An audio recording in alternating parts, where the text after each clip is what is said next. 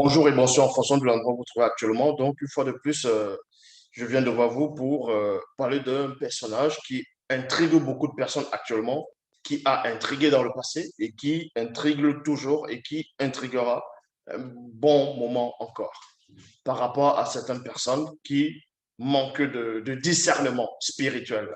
Ici, nous allons parler du gros mensonge sur la naissance de Jésus. Donc, peu importe comment vous allez le nommer, Jésus-Christ, Jésus de Nazareth ou Yoshua Amashia, Yeshua, en fonction des tribus, en fonction des époques, des civilisations. Mais toujours est-il que nous allons parler de ce personnage une bonne fois pour toutes, une fois de plus. Récemment, dans mes précédentes vidéos, j'ai parlé de ce Jésus-Christ. J'ai démontré les anomalies qui tournaient autour de cette personne. Et vous devez aussi savoir que ce qu'on va appeler les biblistes, ceux qui ont rédigé les Bibles, donc il y a les biblistes, on va les attribuer à certains apôtres ou bien à certains disciples de ce soi-disant personnage de Jésus.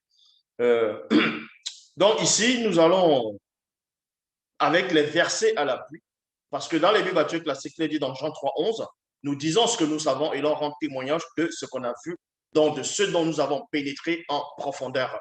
Ici, je vais prendre quelques versets des Bibles actuelles classiques et vous allez vérifier après moi. Ne soyez pas bornés, ne soyez pas endurcis. Euh, Écoutez, analysez et vérifiez. Comme le verset que je viens de lire dans la version classique, dans Jean 3,11, nous disons ce que nous savons et l'on rend témoignage de ce qu'on a vu. Donc, ici, nous allons parler de la soi-disant naissance de Jésus-Christ et des choses, donc c'est-à-dire des phénomènes. Nous allons parler d'un autre personnage, illustre personnage, qui a, selon l'histoire, existé, donc la personne d'Hérode le Grand. Et vous savez que quand on parle d'Hérode le Grand, selon les Bibles classiques, on vous dit que le Christ, donc Jésus, est né à la période d'Hérode le Grand, quand Hérode le Grand était roi, quand il régnait, c'est à cette période-là que Jésus-Christ est né. Et beaucoup de personnes, quand ils fêtent même les fêtes de Noël, ils vont parler d'Hérode, ils vont parler des trois mages qui sont venus à l'Orient, depuis l'Orient, pour venir adorer le petit enfant parce qu'ils ont vu son étoile qui brillait, ils sont venus adorer. Et Hérode a su cela, il a fait appel à ces trois mages, d'autres disent les rois mages, mais c'est écrit nulle part que c'était les rois mages dans les versions classiques, c'était des mages tout simplement, qui sont venus à l'Orient, de l'Orient plutôt. Bon, ils ont fait savoir au roi Hérode que le roi des Juifs va naître. Et Hérode a voulu voir, a voulu qu'on lui dise exactement où l'enfant se trouvait. Comme ça, il va aussi aller non seulement l'adorer, rendre hommage et aussi des présents, ainsi de suite. Bon, mais la vraie histoire, c'est l'histoire de ce soi-disant Jésus et Hérode, n'a rien à voir avec les récits bibliques qu'on vous a présentés. Est-ce que vous comprenez? Donc, pour cela, on va aller dans Matthieu chapitre 2, verset 1. Il est dit, Jésus était né à Bethléem, en Judée, au temps du roi Hérode le Grand. Donc, on précise ici, il y a une précision, que cet homme-là, cette personne-là, ce personnage illustre, connu sous le nom d'Hérode, c'était Hérode le Grand. Dans d'autres par rapport à sa biographie, par rapport à son histoire, on va vous dire que c'est Hérode le premier, Hérode le grand le premier. Or, dans les versions classiques, dans Matthieu chapitre 2, verset 1, il est dit, Jésus étant né à Bethléem en Judée, il y a virgule ici, au temps du roi Hérode le grand, il y a point. Donc, on vous apprend que ce personnage, que beaucoup de personnes ne connaissent pas, beaucoup de personnes adhèrent, beaucoup de personnes disent que ce personnage est Dieu le Père, Dieu le Fils, Dieu le Saint-Esprit, et en même temps une manifestation de Melchisedec, parce que les biblistes ont voulu que tous les récits, en gros, tous les prophéties mineures, on puisse mettre le personnage de Jésus là-dedans. C'est ce qu'on va appeler le christocentrisme. Donc, pour cela, dans Matthieu chapitre 2, verset 1, il est dit, Jésus étant né à Bethléem. Donc, on va vous faire croire que le personnage de Jésus est né à Bethléem, en Judée, au temps du roi Hérode le Grand. Au moment où Hérode le Grand était roi, quand il siégeait, quand il dominait. c'est à cette époque qu'on veut vous faire croire que Jésus est né. Or, voici que les mages venus de l'Orient arrivèrent à Jérusalem. Ici, quand vous allez parcourir l'histoire, la biographie de ce roi Hérode, vous allez apprendre que Hérode est né avant JC, donc avant Jésus-Christ, et il est mort avant Jésus-Christ, donc avant JC. Et c'est là vous comprenez que Matthieu chapitre 2, verset 1 est complètement faux. Parce que quand Hérode, selon la vraie biographie d'Hérode, sa vraie histoire, ça a été démontré que quand le roi Hérode le Grand, c'est-à-dire Hérode le Grand, meurt, le personnage de Jésus-Christ n'avait pas encore été inventé. Non seulement que ce soit inventé ou ce Jésus-là n'était pas encore né. Donc, le récit de Matthieu chapitre 2, verset 1 ne tient pas. C'est tout simplement du mensonge. Ils ont trafiqué l'histoire. Ils ont pris l'histoire d'un personnage, comme ils le font d'habitude depuis des siècles, dans ce qu'eux vont appeler le Nouveau, c'est-à-dire l'Ancien Testament. Ils vont prendre l'histoire des patriarches, des matriarches, des prophètes. Ils vont changer les couleurs, les lieux de naissance, les noms, ainsi de suite. Ils vont les transporter ailleurs. Ils vont modifier l'histoire. Ils vont ramener une nouvelle histoire dite révélée. Et ils vont forcer vos ancêtres. Ils ont forcé vos ancêtres, et ils les ont frappés. Ils ont usé de tromperie, de mensonges. Ils les ont fait accepter des hérésies. Donc, ici, je répète, donc, dans Matthieu chapitre 2, verset 1, beaucoup de chrétiens, beaucoup de ceux qui se disent pasteurs, révérends, bishop, marchand, apôtres, diacres, prophétesses, inspirés, vont lire, vont fêter la naissance de ce personnage nommé Jésus qui n'a jamais existé. Donc, ils vont se baser sur Matthieu chapitre 2, verset 1, que ce personnage, ce Jésus, soi-disant Yahvé, Adonai, Jéhovah, Elohim l'Éternel, s'est fait Dieu dans le visible, est venu et il est né par une femme vierge. Et on vous apprend que le soi-disant Jésus serait né à Bethléem en Judée, au temps, comme j'ai dit tantôt, où Hérode le Grand siégeait sur le trône, où Hérode le Grand était roi, il régnait avec puissance. Bible parole de vie, il est dit, Jésus naît à Bethléem en Judée au moment où Hérode le Grand est roi. Il y a point. Alors les mages viennent de l'Est et arrivèrent à Jérusalem, Donc ici, nous allons maintenant entrer dans la biographie du roi Hérode Ier. Vous pouvez taper sur plusieurs formes de moteurs de recherche. Vous pouvez aller, que ce soit dans les bibliothèques, les médiathèques. Vous pouvez vous rapprocher des historiens aussi et vérifier, faites aussi vos recherches, exactement comme Luc, dans Luc 1, 1 à 3, a fait des recherches, c'est-à-dire il a aussi semblé bon d'avoir fait des recherches exactes sur tout ce qui est arrivé, mais on sait que tout ça c'est faux. Mais ici, vous devez comprendre que le personnage Hérode, selon les historiens, selon l'histoire, a véritablement existé. Il a existé, il était roi.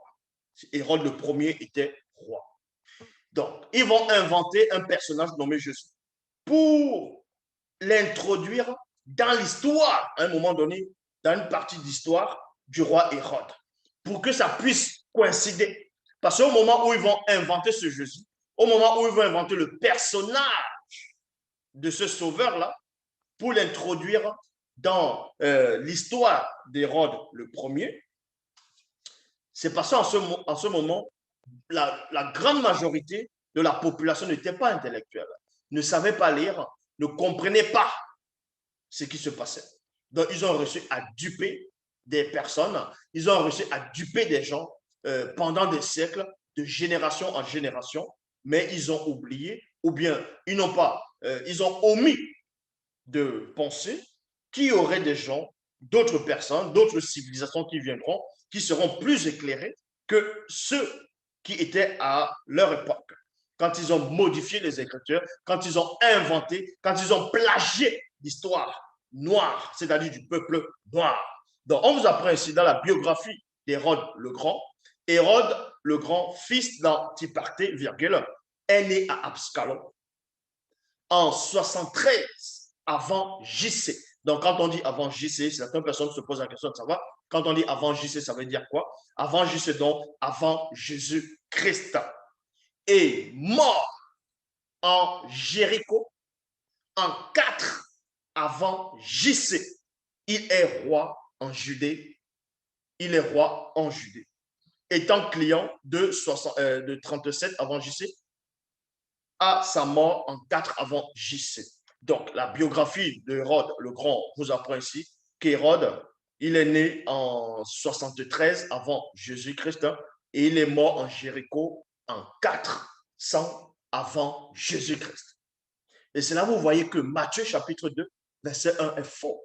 Puisque dans Matthieu chapitre 2, verset 1, vous dit que Jésus est né à la période où Hérode le Grand était roi. Tandis que l'histoire, la vraie histoire d'Hérode, sa biographie, son histoire, vous démontre que Hérode est mort, Jésus n'était pas né. Donc vous voyez déjà le premier mensonge des biblistes, le premier mensonge des scribes, le premier mensonge sur la naissance de Jésus-Christ. Donc Hérode le Grand ici n'a pas connu d'enfant qu'on va nommer Jésus-Christ, ou bien Yoshua Amashia, ou peu importe comment vous allez le nommer. Hérode le Grand ici, selon son histoire, il n'a jamais parlé aux mages d'Orient pour leur demander, allez vérifier votre information pour que je sache que ce fils, en gros, si c'est vraiment le roi des Juifs, que j'aille l'adorer. Ils ont juste inventé une histoire pour placer ce mensonge de Jésus-Christ que beaucoup de gens adorent parce qu'ils sont ignorants de leur propre ignorance. Et pour cela, on poursuit. Quand on va dans Matthieu chapitre 2, versets 21 à 22, on vous dit ici, Joseph se leva, prit l'enfant et sa mère, et il entra dans le pays d'Israël. Donc, c'est une époque où, selon les Écritures, bon, qu'est-ce que les Écritures, selon les Bibles classiques, on vous apprend, quand vous lisez plus tôt, dans Matthieu chapitre 2, versets 14 à 15, on vous dit que, en gros, Hérode voulait tuer le petit enfant Jésus parce qu'il ne voulait pas qu'il y ait un autre roi par lui. Et Joseph, le père adoptif, a pris le petit enfant et sa mère Marie pour l'amener en Égypte, afin qu'il puisse conserver la vie. Et de là-bas, ils ont fait quelques temps là-bas en Égypte, et divinement avertis, on les a avertis aussi, que ceux qui voulaient à la mort, c'est-à-dire ceux qui en voulaient à la vie de l'enfant, de ce petit Jésus, en gros, ne sont plus là. Donc, Hérode étant mort, c'est pour ça que dans Matthieu chapitre 2, verset 21 à 22, il est dit, Joseph se leva, prit l'enfant et sa mère, et il entra dans le pays, c'est-à-dire d'Israël. Mais il apprit qu'Archélaos avait succédé à son père comme roi en Judée. Il y a point virgule ici. Donc, on vous apprend que quand Joseph est rentré, quand il est entré en Israël avec Marie et le petit enfant Jésus, il a appris là-bas que non seulement il avait d'abord appris, et aussi là-bas que vu que Hérode le Grand, le premier, n'est plus là, était mort, c'est son fils, c'est-à-dire premier-né, connu sous le nom de Hérode Archélaos, avait succédé son père comme roi. Et ça, c'est faux. Je lance le défi à quiconque va montrer dans l'histoire d'Archélaos où Archélaos était roi. Archélaos, donc le fils aîné d'Hérode le Grand, c'est-à-dire Hérode Archélaos, parce qu'il va porter le nom aussi de son père, du nom d'Hérode. Donc, Archélaos plutôt, qui était le fils aîné d'Hérode le Grand, n'a jamais été roi. Est-ce que vous comprenez? N'a jamais été roi. On retrouve que ces hérésies dans les Bibles actuelles classiques, où on vous dit que dans Matthieu chapitre 2, verset 22, mais il apprit qu'Archélaos avait succédé à son père, Hérode, comme roi en Judée.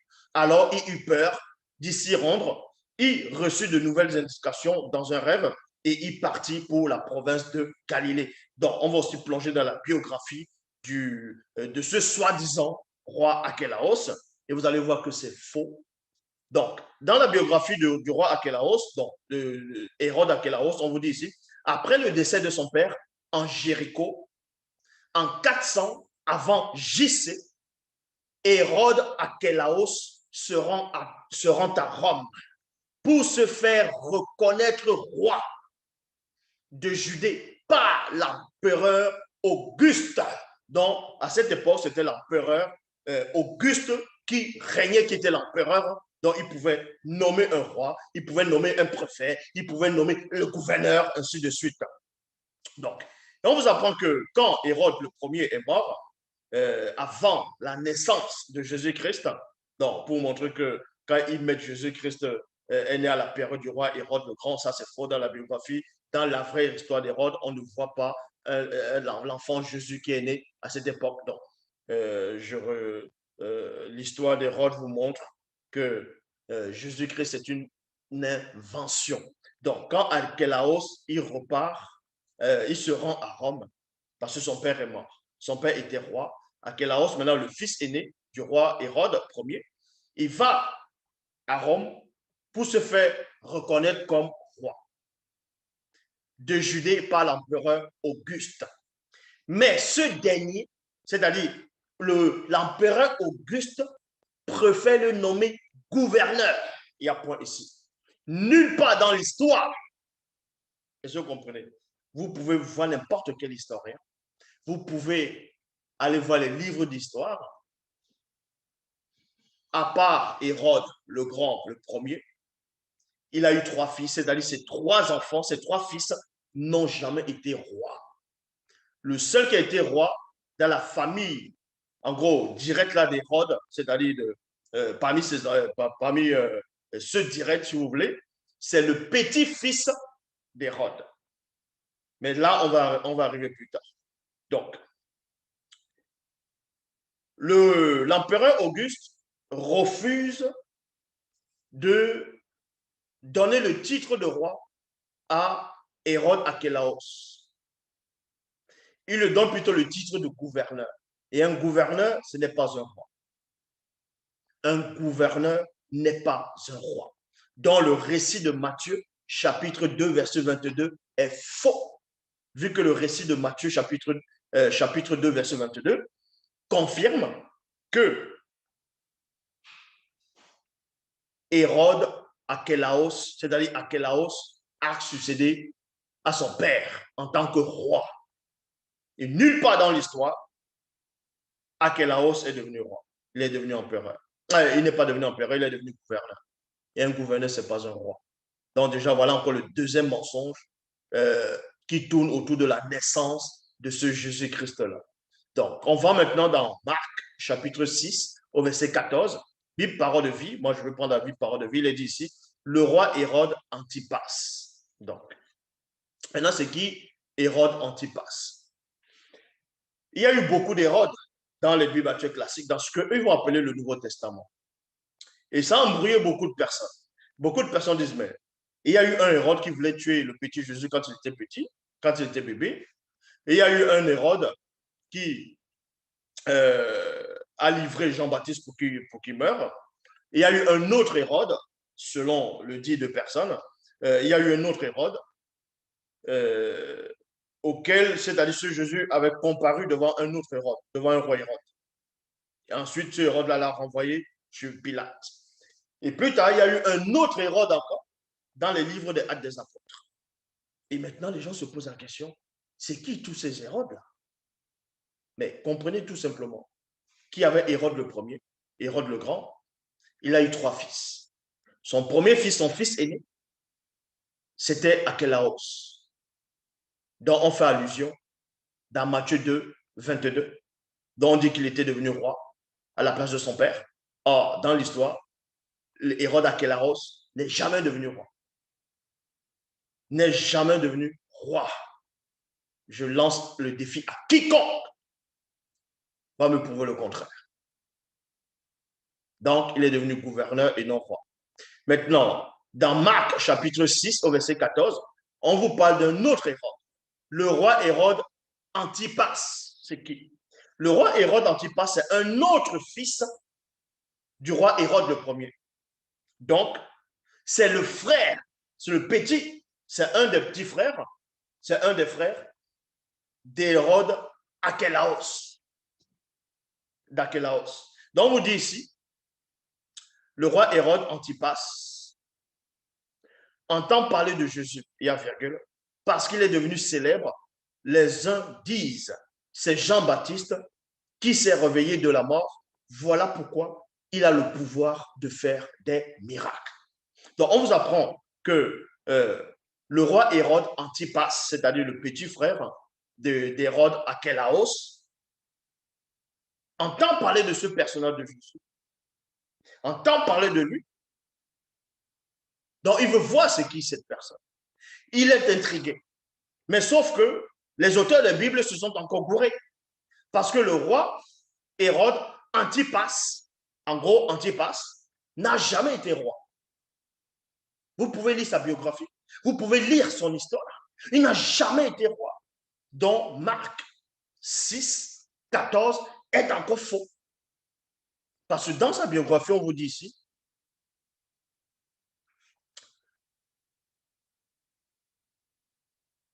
en 6, vous voyez, lorsque l'empereur Auguste révoque plutôt son frère, Archélaos, virgule, donc, à un moment donné, on a banni Archélaos, l'empereur Auguste l'a démis de ses fonctions, à un moment donné, voilà, il a banni. Son frère, donc Antipas, a entendu cela. C'est pour ça qu'on dit ici, lorsque l'empereur Auguste révoque plutôt son frère, Archélaos, Antipas, qui espère récupérer les territoires de son frère, est bien dessus. Est bien dessus. Il y a point.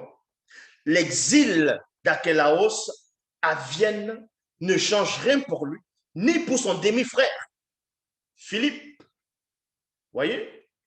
Philippe, c'est qui? Philippe, c'est celui dont Jean-Baptiste disait à Hérode, tu ne dois pas coucher avec la femme de ton frère, de Philippe, ainsi de suite. C'est toujours un des enfants d'Hérode Ier. Donc, lui-même aussi n'a jamais été roi. Ne change rien pour lui, ni pour son demi-frère Philippe, car Auguste préfère transformer les territoires d'Archélaos à une province romaine de Judée. Il obtient toutefois une maigre consolation après la destitution de son frère. C'est lui qui devient l'intendant. C'est lui qui devient l'intendant. Donc, Hérode Antipas, selon Marc 6, 14, on vous dit qu'il est roi. Or, sa vraie histoire, il n'est pas devenu roi, il est devenu intendant du temple de Jérusalem. Et un intendant, ce n'est pas un roi, c'est un administrateur d'un territoire, exactement comme le gouverneur, comme le préfet, ainsi de suite. Nulle part dans l'histoire, nulle part dans la biographie, on vous dit que non seulement Archélaos ou Antipas sont devenus rois. Ils ne sont pas devenus rois. L'empereur Auguste ne les a jamais nommés rois. Et voilà les biblistes qui viennent mettre qu'il était roi. Voilà les biblistes qui viennent mettre qu'il était roi. Essaie de te déconnecter. Essaie de te déconnecter, Laurence.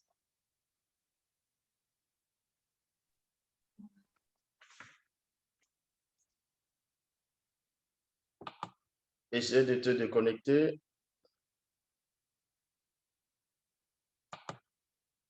Donc, il n'a jamais été roi. C'est là, vous comprenez. Donc, on vous dit ici, il a un droit de regard sur tout ce qui se passe, sur tout ce qui s'y passe, notamment sur les jugements prononcés par le Sanhedrium. Le Sanhedrium, c'est un jugement pour les Juifs, pour les affaires religieuses, si vous voulez. De plus, le prophète romain consulte Antipas au sujet de toutes les affaires qui concernent le culte, la religion et les traductions juives.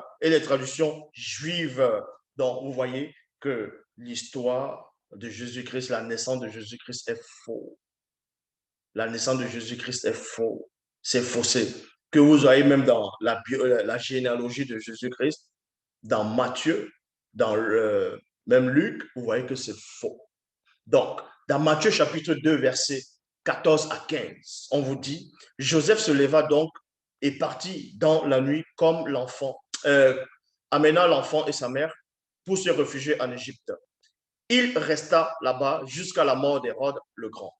Ainsi se réalise ce que le prophète a dit de la part du Seigneur, j'ai appelé mon fils à sortir d'Égypte. Donc, voici encore le mensonge. Ils vont prendre le personnage de Jésus, ils vont le calquer dans l'histoire d'Hérode le Grand. Ils vont encore prendre le même personnage de Jésus, ils vont le calquer dans une histoire inventée par des faux juifs pour faire exister ce personnage furtif, pour faire exister cette invention. Vous comprenez? Je lance le défi à quiconque de me montrer un seul document historique où il est mention de ce Jésus-Christ-là. Jésus-Christ n'a jamais existé. Il n'existe pas. Il n'existera jamais. C'est tout simplement une invention d'un personnage. C'est une invention. Est-ce que vous comprenez? Il n'a jamais existé.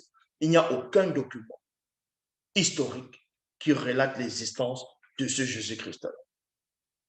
À part les hérésies qu'on retrouve dans la Bible. Donc, dans Matthieu chapitre 2, verset 14 à 15, il est dit qu'à un moment donné, Joseph s'est levé. Il est parti de nuit avec Marie et le petit enfant Jésus pour se réfugier en Égypte. Et il est resté là-bas jusqu'à la mort du roi Hérode le Grand.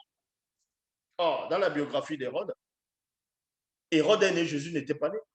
Donc, Matthieu 2, 14 à 15 est faux. Donc, si c'est faux, tout ce qui vient, tout ce dont on va parler de Jésus aussi est faux, vu que sa naissance déjà elle est faussée. La base même de c'est-à-dire la base même du christianisme est faux, n'est pas fondée, n'a pas de fondement, n'a pas de base. Mais pourquoi vous voulez croire à un soi-disant personnage qui change l'eau en vin, connu sous le nom de Jésus, qui marche sur l'eau, qui fait des miracles? On dit qu'il est le fils de David. Des gens font des débats, alors que la base de ce personnage ne tient pas. Ça ne tient sur aucun fondement. Ça ne tient sur aucun fondement. Donc, on vous dit ici, dans Matthieu 2,15,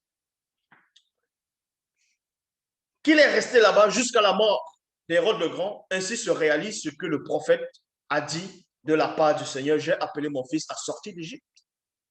Donc, on va vérifier où les auteurs de Bible actuelle classique, où l'auteur de Matthieu a récupéré cette prophétie. Ça s'appelle encore une sorte de christocentrisme. Donc, les prophéties majeures, ils vont prendre le Christ, c'est-à-dire, ils vont prendre Jésus, ils vont le centrer dans toutes les prophéties majeures. Ça s'appelle le christocentrisme. Donc, pour placer déjà ce Jésus, vous voyez? Donc, où est-ce que cette prophétie a eu lieu? Où est-ce qu'on vous dit ici que soi-disant Yahvé, Adonai, Jéhovah, Elohim, l'Éternel, ce faux Dieu d'Israël, aurait inspiré un prophète, aurait parlé par la bouche d'un prophète dans ce qu'eux vont appeler l'ancienne alliance, l'ancien testament, la Torah, la loi. Que le soi-disant petit Jésus, donc, quand il va aller se réfugier en Égypte, à un moment donné, lui, Dieu, par le prophète, il va le refaire sortir de l'Égypte pour que l'écriture puisse s'accomplir. Ils se sont appropriés les récits des faux juifs pour aussi mettre ce personnage furtif là-dedans. Donc ici, la prophétie se trouve où? C'est dans Osée 11, 1. Bible en français courant, il est dit, quand Israël était jeune, je me suis mis à l'aimer, dit le Seigneur. Et je l'ai appelé, lui, mon fils, à sortir d'Égypte. Donc, dans Matthieu 2,15, on vous fait croire que Jésus est allé en Égypte étant petit. Et pour que la prophétie se réalise, Dieu le fait ressortir de l'Égypte. Donc, que Jésus est le Fils de Dieu, donc le fait sortir de l'Égypte. Pour que la prophétie se réalise. La prophétie qui se trouve dans Osée 11, 1. Or, dans Osée 11, 2, dans Osée 11.1, ne fait nullement allusion à Jésus. Je lance ce défi à quiconque pourra me démontrer que Osée 11.1 parle de Jésus ici. Il ne fait pas allusion à Jésus ici. Quand Israël était jeune, virgule, je me suis mis à l'aimer, il y a virgule, dit le Seigneur. Je l'ai appelé, virgule, lui c'est qui? C'est Israël. Mon fils a sorti d'Égypte. Même la sortie d'Égypte par rapport au peuple d'Israël est faux. Ça, je l'ai démontré. Les Hébreux n'ont jamais subi l'esclavage en Égypte durant 400 ans. Ça, c'est un délire. Ça, c'est un mensonge. Donc, les auteurs de Bible actuels, c'est-à-dire de ce qu'on va appeler le Nouveau Testament, ils ont pris les récits trafiqués, mensongers, les récits, on va dire, apocryphes, des faux juifs, pour introduire Jésus là-dedans. C'est pour ça que dans la Bible, parole de vie, il est dit, le Seigneur dit, quand Israël était jeune, je l'ai aimé et je l'ai appelé, lui c'est qui? Vous n'avez pas besoin de sortir d'Advark, vous n'avez pas besoin d'aller dans CCR, vous n'avez pas besoin d'avoir, c'est-à-dire, Bac plus 3 pour comprendre les éléments, c'est-à-dire les simples phrases. Et maintenant, il y a des Mongols qui vont dire, ah oui, mais il ne faut pas comprendre ça avec ton intelligence. Il faut comprendre ça par l'Esprit de Dieu, par l'Esprit de Yahvé, le faux Dieu. C'est tellement simple. Même un enfant de 5 ans peut comprendre ce que ça veut dire ici. Le Seigneur dit, quand Israël était jeune, virgule, je l'ai aimé. J'ai aimé qui? Israël, quand il était jeune. Et je l'ai appelé, il y a virgule, lui, virgule, mon fils a sorti d'Égypte. On appelait Israël à sortir d'Égypte et non Jésus. Dans Matthieu 2,15 est faux. Et eux, ils vont s'arrêter que sur ça. Poursuivez donc. Dans Osée 11, 2, Bible parole de vie, il dit, mais ensuite, puis je l'appelais, plus il s'est éloigné de moi.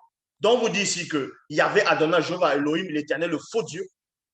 Il dit, plus il appelait son fils qu'il aimait, qui était en Égypte, donc qu'il a fait sortir, plus ce fils-là, qu'il a fait sortir d'Égypte, s'est éloigné de lui et allé adorer Baal.